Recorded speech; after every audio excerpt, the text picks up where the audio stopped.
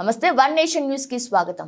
శ్రీ వాసవి జయంతి సంబరాలను పురస్కరించుకొని శ్రీ సత్యసాయి జిల్లా హిందూపురం పట్టణంలోని శ్రీ కన్యకా పరమేశ్వరి దేవాలయంలో ప్రత్యేక పూజలు ఉదయం నుంచి నిర్వహించారు. జయంతి సంబరాల్లో భాగంగా అమ్మవారికి మహిళా మండల వారి ఆధ్వర్యంలో తయారు చేసిన కేకులను కటింగ్ చేసి అందరికీ పంచిపెట్టారు.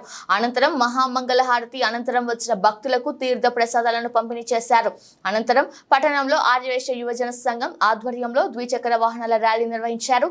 ఈ ర్యాలీ శ్రీ కన్యకా పరమేశ్వరి అమ్మవారి దేవాలయం నుంచి చిన్న market, Gandhi circle, main bazaar మీదుగా కొనసాగింది. తర్వాత శ్రీ కన్యకా పరమేశ్వరి కళ్యాణ మండపంలో అన్నదాన కార్యక్రమం నిర్వహించారు. ఈ కార్యక్రమానికి భక్తులు భారీగా తరలివచ్చారు. జై వాసవి. హిందూపూర్ పట్టణ ఆర్యవైశ్య సోదరి మండలందరికీ వాసవి జయంతి శుభాకాంక్షలు. ఈరోజు వాసవి జయంతి సందర్భంగా దేవాలయం నందు అమ్మవారికి ప్రత్యేక అభిషేకములు మరియు వివిధ రకాల పుష్పాలంకృతతో అమ్మవారికి పుష్పాలంకరణ గావించబడం అనేది. అదేవిధంగా 80 సంవత్సరాలు పురస్కరించుకొని మహిళా మండలి వారి ఆధ్వర్యంలో అమ్మవారికి వారి ఇంటి నుంచి తెచ్చినటువంటి తయారు చేసినటువంటి కేకుతో అమ్మవారి జయంతోత్సవాలు ఎంతో ఘనంగా నిర్వహించాము.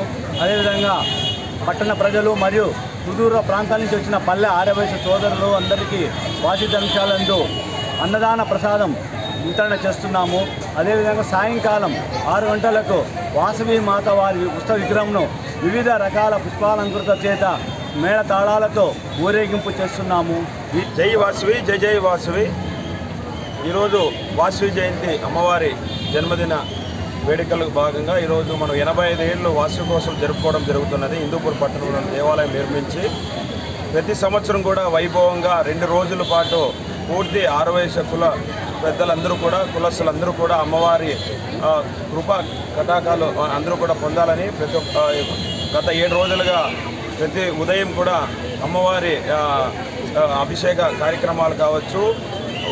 ఈరోజు 18/5/2024 రోజున అమ్మవారి పుట్టినరోజు జయంతి వేడుకలు ఈరోజు పొద్దున్నుంచి అన్నీ కూడా కార్యక్రమాలు వైభవంగా దేవాలయంలో జరిగినాయి. ఈరోజు ఉదయం యువజన సంఘం ఆధ్వర్యంలో బైక్ ర్యాలీ కూడా పట్టణం నందు బాగా భారీ ఎత్తున జరిగింది.